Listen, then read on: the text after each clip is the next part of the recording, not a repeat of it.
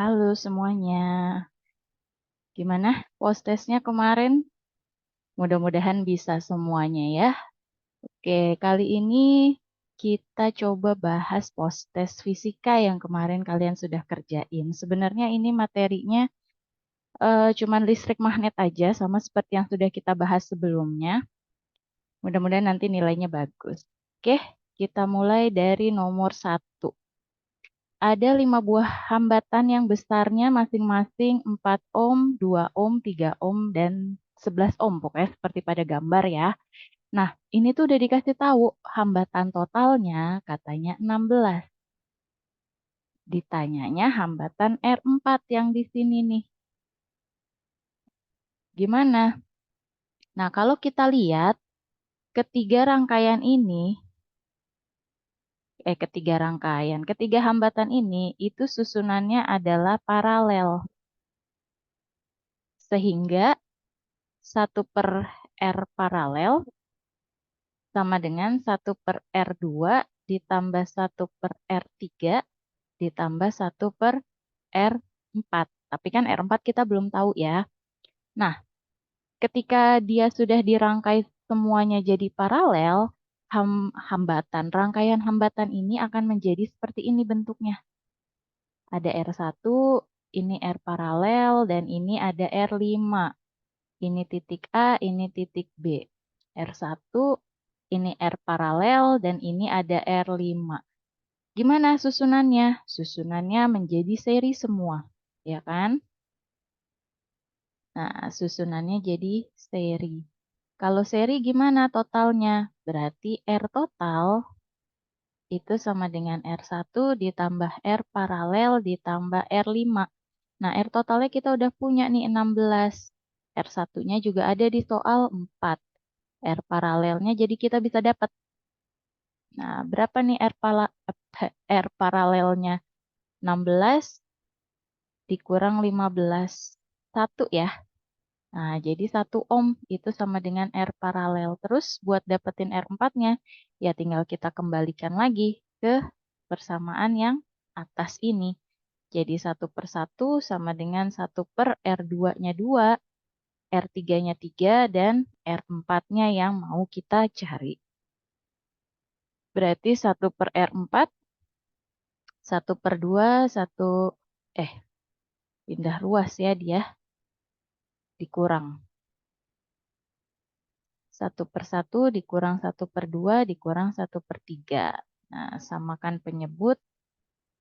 6 dikurang 3 dikurang 2. 1/R4. Jadi 1/R4 sama dengan 6 dikurang 3, 3 dikurang 2, 1/6. Berarti R4-nya sama dengan 6 ohm. Clear ya? Masih gampang. Cuman paling biasanya bingung di rangkaiannya aja. Oke, kita lanjut ke nomor berikutnya. Nah, nomor 2 ini tentang eh, induksi magnet di kawat yang bergerak. GGL induksi ya. GGL induksi. Tapi yang ditanya kelajuan akhir. Terus bagaimana nih Kak kalau ditanya kelajuan akhir? Soalnya bisa dibaca sendiri ya, soalnya panjang. Intinya di sini ada sebuah gaya yang menarik batang ini. Batangnya ada di dalam medan magnet. Berarti kan di sini eh, rumus GGL induksi nanti dia akan membangkitkan GGL induksi sehingga ada arus yang mengalir nih di dalam kawat yang loop ini. Nanti ada arus yang mengalir, arus induksi ya, yang akan melewati hambatan ini. Nah, kelajuan akhir batang berapa? Berarti karena kita punya petunjuknya gaya dan ini adalah GGL eh, persoalan masalah GGL induksi pada kawat yang bergerak, GGL induksi di kawat yang bergerak, kalau pada masih ingat rumusnya adalah belief. Ya kan? Rumusnya adalah B kali L kali V. Nah, GGL induksi itu sendiri, itu kan bisa kita buka jadi I kali R. Sama dengan B L V gitu. Tapi kan di sini ada dalam F nih, bukan dalam I. Nah, gimana nih? Kita udah punya variabel, kita lihat ya di kunci jawaban ada F, ada R, ada B, ada L. Ini sama semuanya ya, tinggal masalah pangkat dan koefisiennya aja. Berarti L-nya udah ada, B-nya ada, V-nya yang mau kita cari, R-nya ada. Nah, tapi I nggak ada nih, berarti I harus kita buka. Gimana cara buka I? Di sini ada F petunjuknya. F sama arus hubungannya kemana nih? Ke gaya Lorentz, ya kan? Gaya Lorentz. Di mana rumus gaya Lorentz adalah bil. B kali I kali L sehingga I sama dengan F per B kali L, ya kan? Nah, substitut ke dalam persamaan ini. Berarti F per BL kali R sama dengan BLV. Berarti V sama dengan BL-nya kan pindah ke bawah ya, jadi kuadrat dong. F kali R per B kuadrat L kuadrat. Oke, nah, begitu aja. Karena F-nya di sini FO, ya tinggal kasih aja FO. Nggak masalah ya. Berarti jawabannya cuman yang C. Ya, nanti bisa dipelajarin lagi ya. Rumus-rumusnya sebenarnya harusnya masih ingat. Oke, selanjutnya. Sebuah elektron mempunyai kecepatan, sebuah elektron mempunyai kecepatan, jadi ada V pada arah sumbu X. Nah, lalu memasuki medan listrik ya. Ini bukan medan magnet. Medan listrik 900, arahnya sumbu Y positif. Yang harus kamu tahu, antara medan listrik dengan medan magnet itu arahnya selalu tegak lurus. Berarti kalau em, medan listriknya ke arah Y, sumbu Y, entah itu positif atau negatif, berarti kalau ininya ke arah sumbu Y, berarti B-nya ke arah sumbu X, kan gitu ya. Medan magnetnya ke arah sumbu X, karena mereka tegak lurus. Nah, berarti apa kesimpulan kita? Karena kecepatannya searah sumbu X, B-nya searah sumbu X, artinya antara V itu sejajar dengan B. Kemarin kalau kecepatan sejajar dengan medan magnet, bentuk lintasannya apa? Dia akan bergerak lurus. Bergerak lurus, kalau dia dari awal kecepatannya konstan, berarti dengan kecepatan konstan juga. Nah, di sini ditanyanya waktu yang diperlukan pada saat dia menempuh jarak 15 cm. Karena bergerak lurus dengan kecepatan konstan, berarti pakai rumus GLB. X sama dengan V kali T. 15 cm itu 15 kali 10 min 2.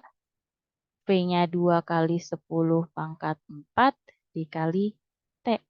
Berarti T-nya berapa? 15 bagi 2, 7,5 min 2 min 4 kali 10 min 6. Berarti 10 min 6 itu apa sih? Mikrosecond. Ini second kan? Nah, udah selesai. Oke ya, bisa dilanjut. Nomor 4. Sebuah partikel bergerak melingkar lagi di dalam medan induksi ya medan magnet berarti. Nah, yang ditanya adalah jari-jari. Jari-jari lintasan orbitnya.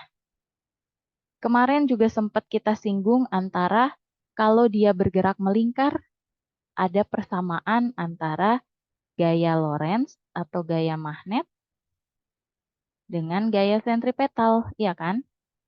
Nah, ini sebenarnya untuk nurunin mencari jari-jarinya aja. Tapi kalau kalian udah hafal rumus jari-jari, nggak perlu lagi nggak perlu lagi turunin maksud saya ya.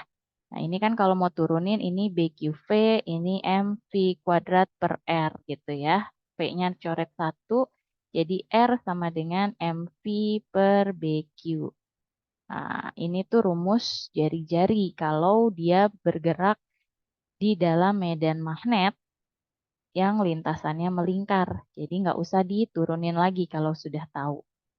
Berarti R-nya sama dengan masanya 9 kali 10 min 31. Kecepatannya 8 kali 10 pangkat 5. B-nya 2 Tesla. Q-nya 1,6 kali 10 pangkat min 19. Udah, tinggal dihitung. Coret-coret dapat 4. Ini dapat 0,4, berarti ini 4, ini jadi min 20. Terus tinggal 9 dibagi 4. 2,25 kali 10 pangkat min 31 ditambah 5 min 26. Min 26 ditambah 20 min 6 meter. Gitu. Gampang ya. Mudah-mudahan kemarin bisa. Oke, nomor 5 Kirchhoff nih yang loop-loop nomor 5 dan 6 ini sama ya. Soal tentang loop, nah, kita coba. Tapi enaknya kalau di nomor 5 ini arah arusnya sudah dikasih tahu I1 ke bawah, I2 ke atas. Berarti otomatis ada I yang ke dalam. Kenapa? Kenapa dia nggak ke arah sebaliknya? Karena ini adalah titik cabangnya. Yang kedua ini sudah masuk, berarti harus ada yang keluar. Sesuai dengan Kirchhoff 1. Arus masuk sama dengan arus yang keluar. Jadi kalau sudah ada yang masuk, harus ada yang keluar. Jangan masuk semua. Nah, udah ada arusnya, udah ketahuan. Kita tentuin arah loop. Saya bikin searah arus aja. Saya bikin searah arus aja gitu ya. Muternya. Yang satu berlawanan, yang atas, yang bawah searah jarum jam. Terus kita jabarin deh. Loop 1 sigma GGL ditambah sigma I kali R sama dengan 0. Ini tadi yang nomor ini ya. Kalau ini bingung. Ini beda. Saya kasih batas aja. Oke. Nah, kita jalanin nih loop 1. Jalan ketemu GGL di negatif 15. Karena kan putarannya berlawanan jarum jam. Berarti pasti ketemunya yang negatif 15 duluan. Terus ada R apa aja? Ada 7, tapi 7 dilewatinya sama I1. Terus 5 sama I. Nah, berarti kita punya persamaan 7I1, 5I sama dengan 15. Ini bisa disimpan. Persamaan dari loop 1. Loop 2 sama sigma GGL ditambah sigma IR sama dengan 0. Terus jalanin GGL-nya, ini searah ya, salah saya jalannya. Ini searah jarum jam, ketemu negatif juga. Berarti min GGL, karena kita belum tahu. Terus ada R apa aja, ada 2 dan 5. Tapi yang 2 dilewatin sama I2, 2I2. Yang 5 dilewatin sama I. Nah, kita juga punya persamaan 2I2 ditambah 5I sama dengan GGL. Gitu ya. Nah, kamu tuh udah punya petunjuk di sini. Katanya, eh, ampere meter menunjukkan 2 ampere. Ampere meter yang mana di sini? Berarti arus yang lewatin ampere meter itu siapa? Ya, I. Ya kan? Berarti kamu udah tahu I-nya sama dengan 2 ampere. Berarti bisa dimasukin ke sini. 7I1 ditambah 5 kali 2 sama dengan 15. Berarti 7I1 ditambah 10 sama dengan 15. 7I1 sama dengan 5. I1-nya sama dengan 5 per 7. 5 per 7 itu sekitar 0, berapa ya? 50 bagi 7, 7 ya. 0,7 ampere. Nah, terus sesuai sama Kirchhoff 1 tadi, yang arus masuk sama dengan yang keluar. Yang masuk ada I1 dan I2, yang keluar ada I1-nya 0,7, I-nya 1, 1, 2 ya arusnya, I-nya. Berarti I2, 2 dikurangin 0,7 atau 1,3 ampere. Berarti kan option kita tinggal yang D atau E aja. GGL-nya gimana? Masukinnya ke sini. Berarti 2 dikali 1,3 ditambah 5 kali 2 sama dengan GGL. 2,6 ditambah 10 sama dengan GGL. Berarti 10 tambah 2,6 dapatnya 12,6 volt GGL-nya. Berarti yang E. Tuh. Oke. Nanti nomor 5 bisa kalian baca ulang.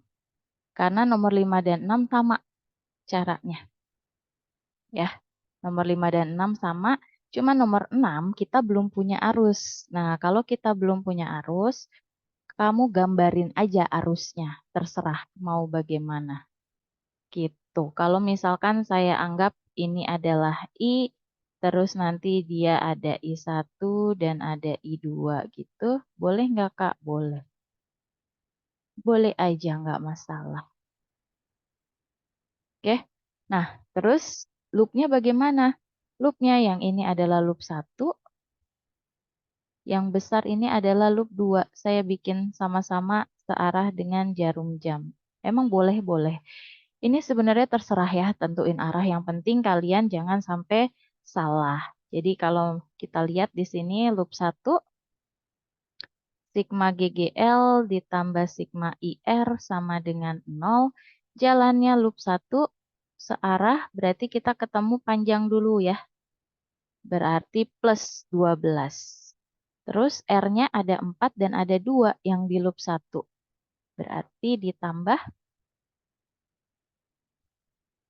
4 dan 2, yang 4 dilewatin sama I1, tapi I1 itu searah sama loop, berarti positif. Nah, I2-nya berlawanan dengan loop, karena I2 jalannya ke sini, loop kita searah jarum jam, cuman I2 jalannya berlawanan jarum jam, berarti jadinya negatif ya. Nah, itu aja, jangan sampai keliru. Jadi kamu punya persamaan min 12.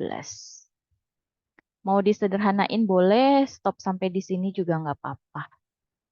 Nah, loop 2, rumusnya sama.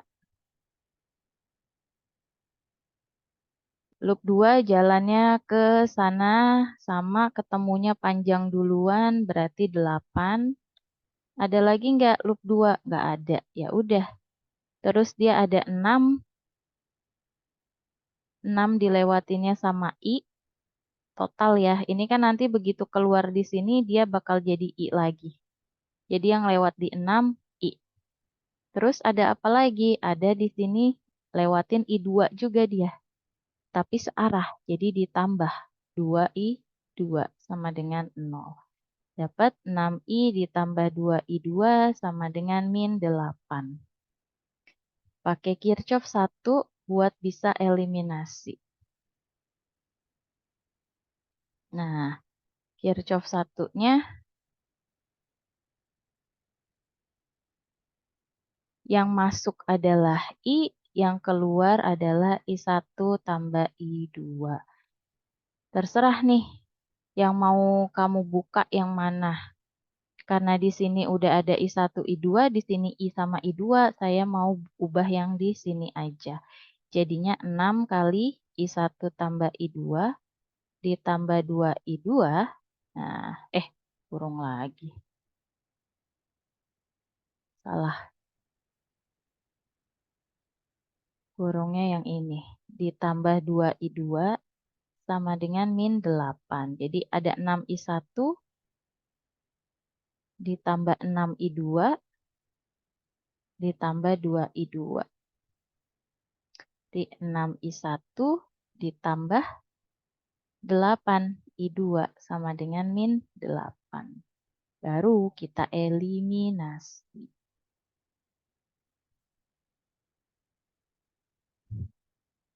4I1 dikurang 2I2 sama dengan min 12. 6I1 ditambah 8I2 sama dengan min 8. Mau ngilangin mana? Terserah, tapi yang paling gampang ilangin I2 ya. Kali 4 kali 1.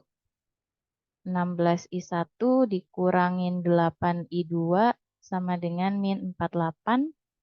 6I1 ditambah 8I2 sama dengan min 8. Karena tandanya berbeda berarti kita tambah gitu kan. Biar ini hilang. 16 tambah 6, 22I1. Min 48 ditambah min 8, min 56 ya. Min 56. Berarti dapat I1 itu 56 dibagi 22.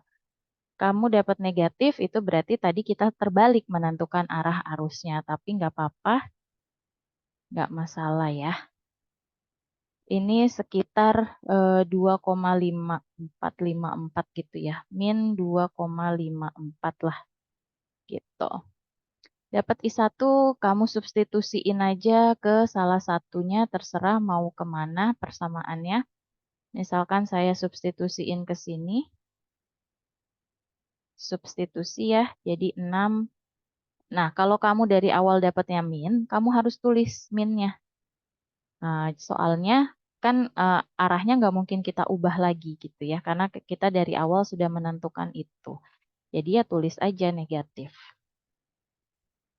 Terus ini 15,27 ditambah 8I2, ini min ya, sama dengan min 8. Jadi 8I2 sama dengan min 8 ditambah, karena pindah ruas ditambah, dapat 7. 7,27.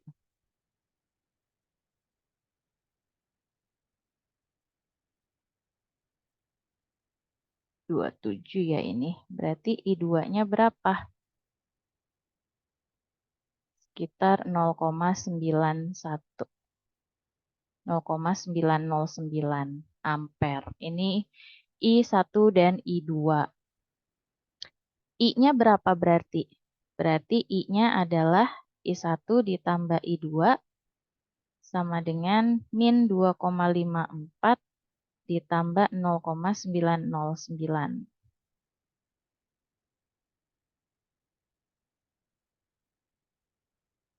Min 1,63. Salah juga kita nentuin arahnya. Jadi yang salah itu I1 dan I. Nah, I2-nya benar karena kita dapat positif. Berarti harusnya I1-nya ke bawah, I-nya ke kanan. Tapi nggak masalah. Nah, yang ditanya adalah PAB. Nah, kita lihat antara A dan B di sini. Itu kita bisa lewatin beberapa jalan, ya. Tapi saya mau lewatin yang ke sini aja, biar langsung kita dapat ya. Ke atas juga boleh, ke bawah juga boleh, terserah. Saya pilih jalan yang ke bawah, nanti kalau ada yang mau coba jalan ke atas, boleh silahkan. Yang jelas dia harus mempertemukan dari A sampai B, VAB gitu ya. Nah, VAB gimana? Sama rumusnya pakai Kirchhoff. Kirchhoff 2, sigma GGL ditambah sigma IR. Cuman jangan disama denganin 0. Nah, GGL-nya mana? Ya kamu jalanin aja. Jalan, kan ketemu pendek nih. Min 8. Ada lagi nggak GGL kalau kamu lewat jalan sini? Nggak ada. Jadi ya udah, satu itu aja. Kalau lewat atas, berarti nanti kamu akan ketemu yang 12. Oke? Nah, terus jalan sini ketemu 6 itu yang dilewati sama I. Tapi berlawanan ya, berarti min.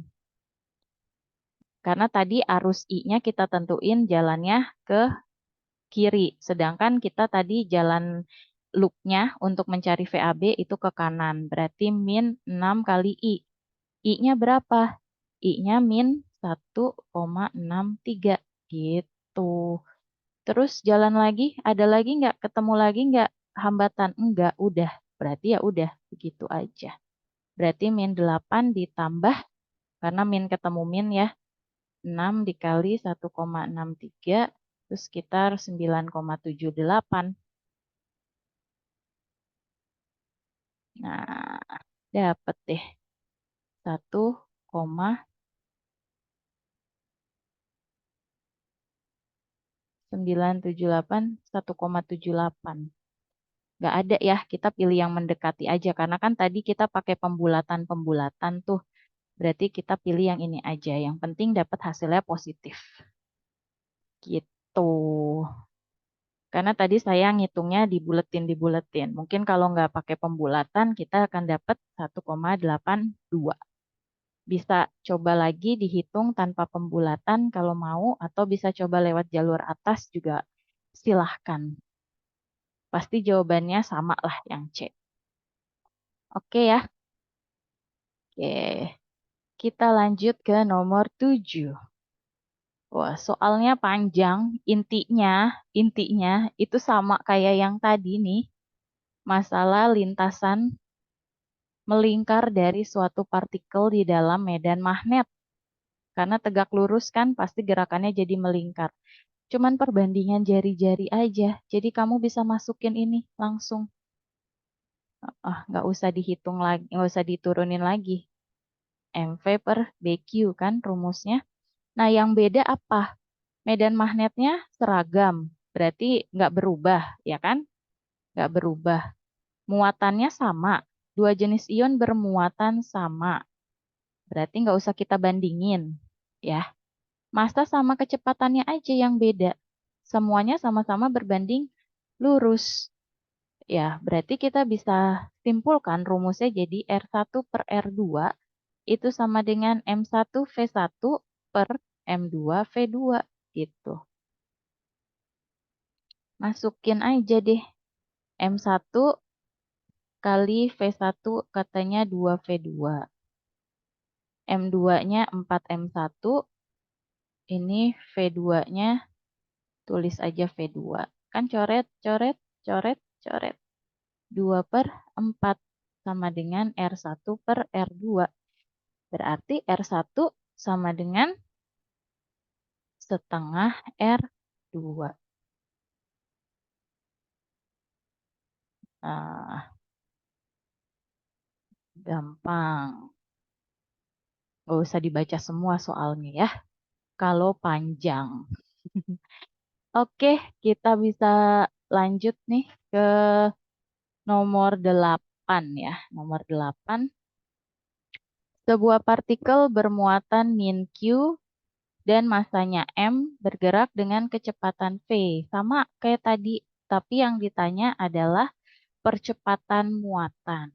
Nah, kalau percepatan muatan kita turunin aja rumusnya. Gimana turuninnya? Jadi kan F itu sama dengan BQV ya, gaya Lorentz. Nah, F itu sama dengan M kali A. Boleh nggak Kak kayak gitu? Ya boleh, kan sama-sama rumus gaya. Sama aja kayak energi, energi kinetik, energi potensial, energi kalor bisa saling menggantikan ya. Bahkan sama usaha pun bisa saling menggantikan karena satuannya sama. Kalau di sini gaya sama gaya ya sama-sama Newton, nggak apa-apa kamu gantikan. Berarti A-nya sama dengan BQV per M. Dah, dapat rumus percepatannya BQV per M. Berarti kalau nggak B, C nih jawaban kita. Arahnya. Pakai kaidah tangan kanan.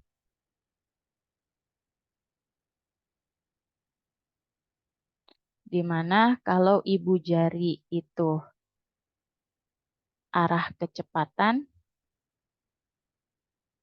Nah, 4 jari yang terbuka itu arah medan atau B, ini V, Kepencet, sorry.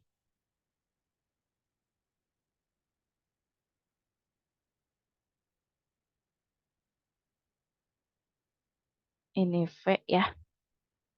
Terus telapak tangan kamu atau punggung tangan ini menunjukkan arah gaya atau F-nya.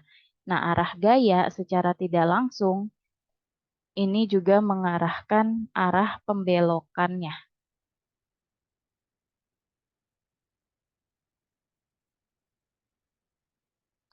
Nah, kapan pakai telapak tangan, kapan pakai punggung tangan? Telapak tangan jika muatannya positif, punggung tangan jika muatannya negatif. Nah, seperti kita lihat di soal, V-nya arahnya ke kanan, berarti arahin ibu jari kamu ke kanan, arahin ibu jarinya ke kanan. B-nya adalah dot, dot artinya keluar bidang, dot artinya keluar bidang, berarti 4 jari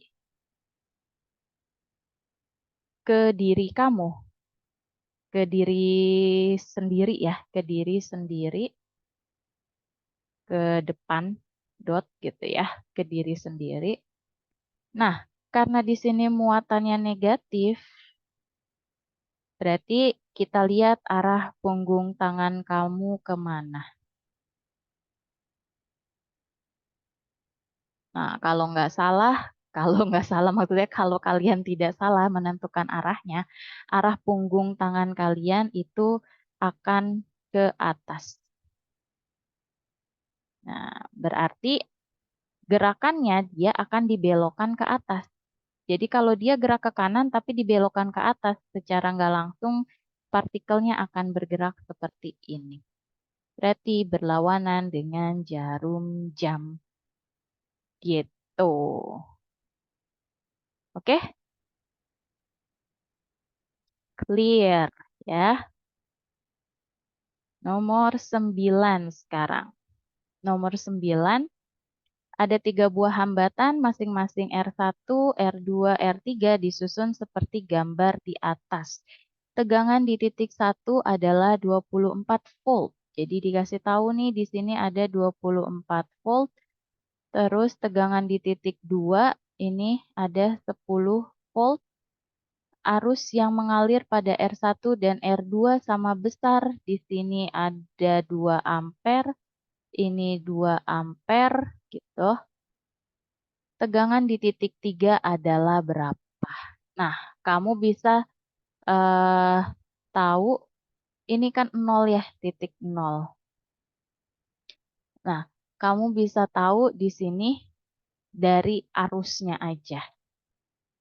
Atau kita bisa hitung, eh, kita kan punya petunjuk R-nya ya, ini 3. Oh, ini kayaknya bukan 0 deh maksudnya, ini titik pusat gitu ya. Kita bisa cari itu di tengah-tengah V-nya berapa. Nah, misal kita pakai yang di sini dulu nih. Ujung yang satu. Oh, ujung yang satu. Ujung satu. Di sini ada 24 volt. Dia dilewati arus 2 ampere. Ada R-nya sama dengan 3 ohm. Berarti sebenarnya V yang melalui hambatan kan I kali R nih. Itu sama dengan berapa? Kan 2 kali 3. Jadi kan 6 volt. Sedangkan di sini awalnya 24. Berarti di ujung sininya berapa? Kan yang melewati ini adalah delta V. Berarti 24 dikurangi 6. Di sini V-nya adalah 24 dikurangin 6. 18 volt. Nah, terus ada cabang lagi ke sana. Nah, kita buat membuktikan aja. Ini 2 ampere, R2-nya 4 ohm, ini 10, ini 18. Tadi kan kita udah dapet ya. Sesuai nggak? Ini delta V-nya sama dengan I kali R sama dengan 2 kali 4, 8. Delta V-nya 8, betul. Ya, sesuai berarti. Nah, kita tinggal buktiin yang ke bawah deh. Kita cari pakai cara yang sama kayak gitu. Nah, kita bisa cari I3-nya dulu pertama-tama. I yang lewat di sini berapa? Kan Kirchhoff 1, yang di sini pasti 18 ya V-nya. Karena udah jelas yang di sini V-nya berapa yang mau kita cari. Kirchhoff 1 berarti I1 sama dengan I2 tambah I3. Karena ini masuk, masuk, terus dari sini keluar, keluar ya. Masuk, keluar, keluar. Yang masuk I1. I1-nya 2, I2-nya 2, I3. Ditambah I3. Berarti I3-nya berapa? 0. Artinya nggak ada arus yang lewat di situ. Kalau nggak ada arus yang lewat di sini, delta V-nya kan 0 berarti. Karena R-nya biarpun R-nya 5, 5 kali 0 kan 0. Berarti kalau delta V-nya 0, di sini 18, di sini berapa? Ya 18 juga. Gitu ya. Oke. Nah, ini cuman mainan hukum Ohm aja, VIR, VIR. Oke.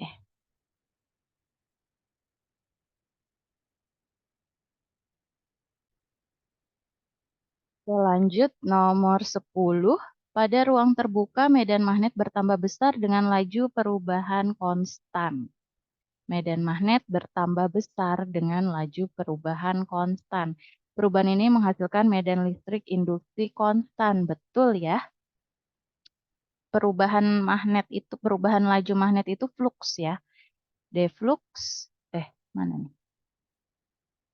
Per dt. Sama dengan kan perubahan medan magnet bertambah besar dengan laju perubahan konstan. Betul. BA cos theta. Jadi sebanding ya. Berarti ini pernyataannya benar. Ini selalu konstan, laju perubahan itu konstan.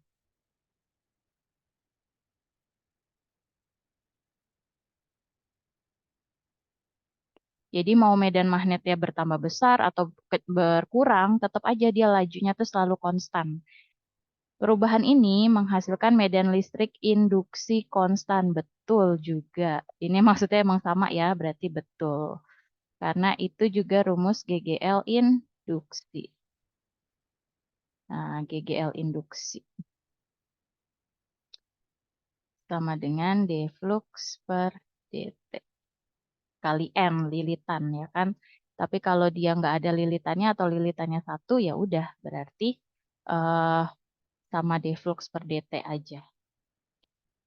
Medan listrik induksi adalah medan non-konservatif. Non-konservatif artinya memperhatikan lintasan ya.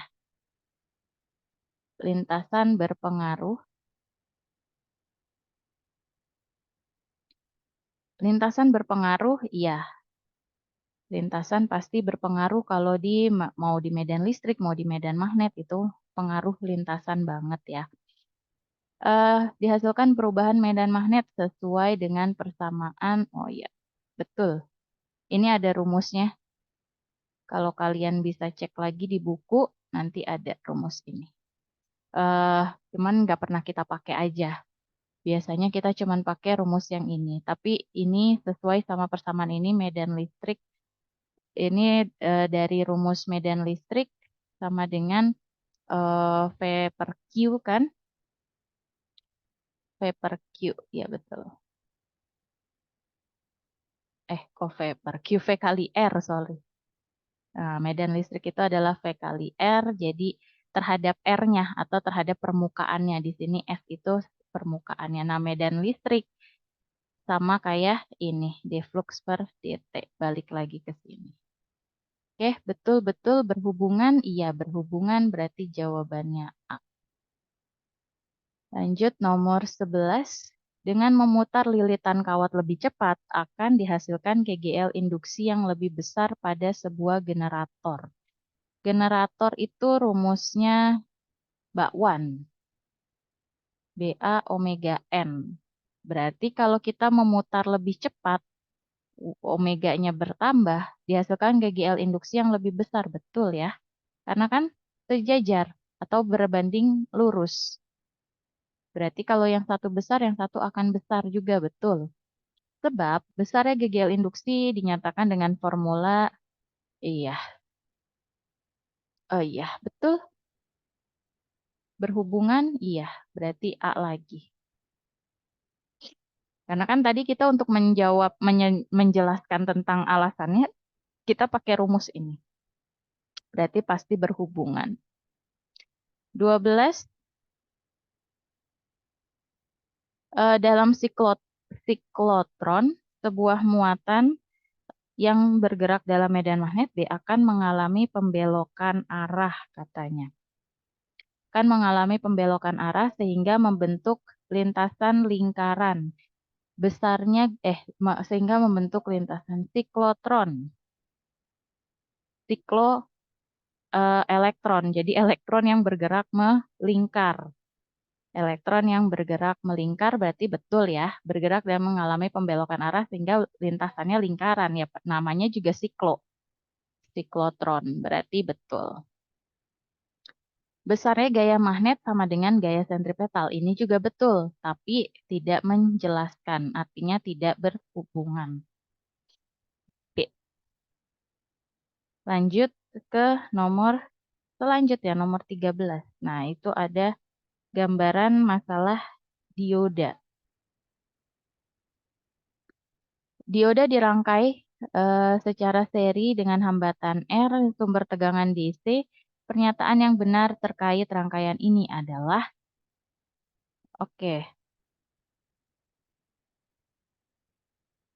tegangan di hambatan R sama dengan tegangan di dioda. Tegangan di hambatan R katanya sama dengan tegangan di dioda. Betul ya? Karena gini, arus pada dioda,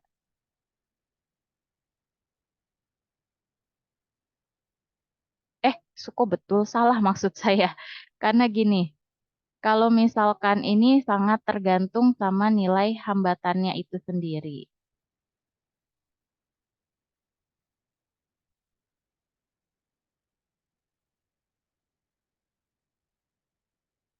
Dioda dirangkai secara seri dengan hambatan R dan sumber tegangan DC. Pernyataan yang benar terkait rangkaian ini adalah, coba sebentar. Tegangan di hambatan R sama dengan tegangan di dioda.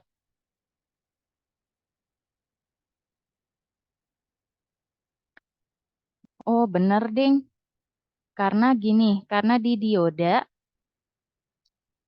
dia punya arus yang selalu berlawanan dengan arus pada rangkaian.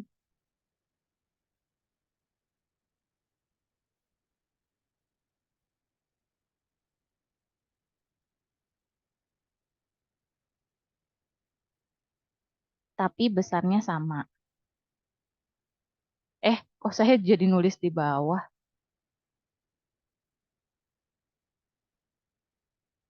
Sorry, nulisnya jadi ke atas ke bawah.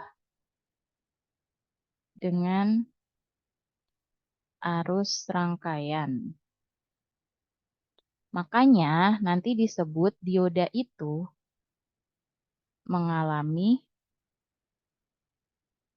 pembiasan balik namanya.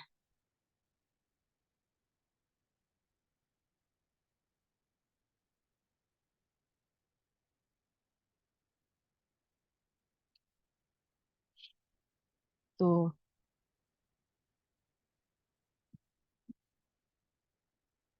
ya udah.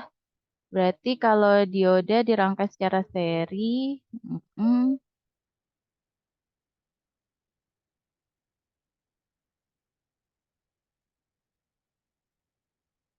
enggak ya?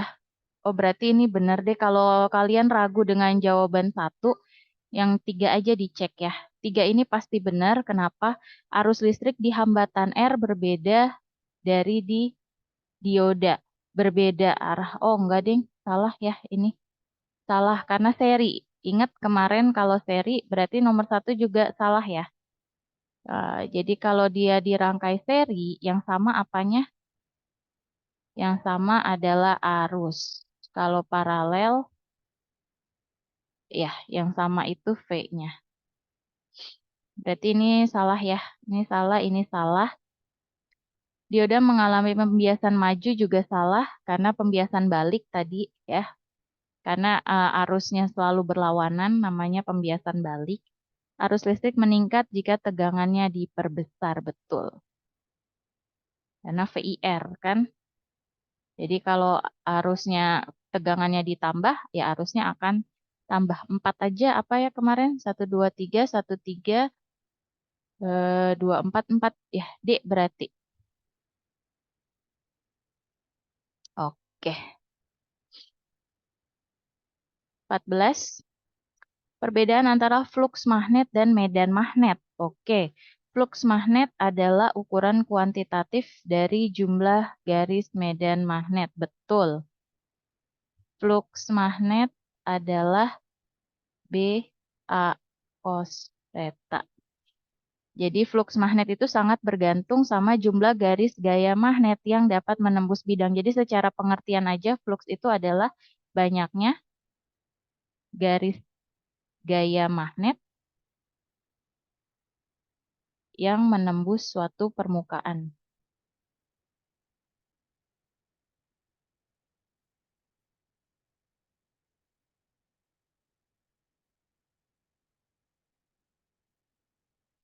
Betul. 2, medan magnet. Oh, ini kebalikannya medan magnet. Oh, enggak ya. Salah.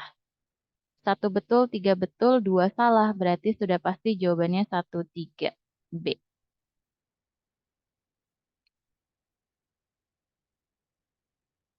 Oke, terakhir. Pada arus bolak-balik, nilai rata-rata tidak memberikan informasi katanya. Nilai rata-rata tidak memberikan informasi yang lengkap tentang besaran arus dan tegangan, misalnya fase. Nilai rata-rata tidak memberikan informasi. Pada arus bolak-balik, nilai rata-rata itu kan ada. Nilai rata-rata itu Vmax per 2 ya. Jadi nilai rata-rata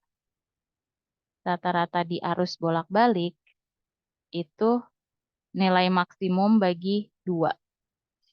Mau arus, mau tegangan sama semuanya. Vmax dibagi 2.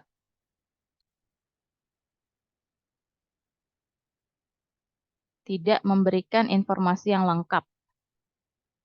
Nilai rata-rata, iya, nggak perlu fase dia. Karena tegangan maksimum kan nggak butuh fase. Jadi kan kalau rumus V itu sama dengan Vmax sin omega T, ini kan fasenya nih.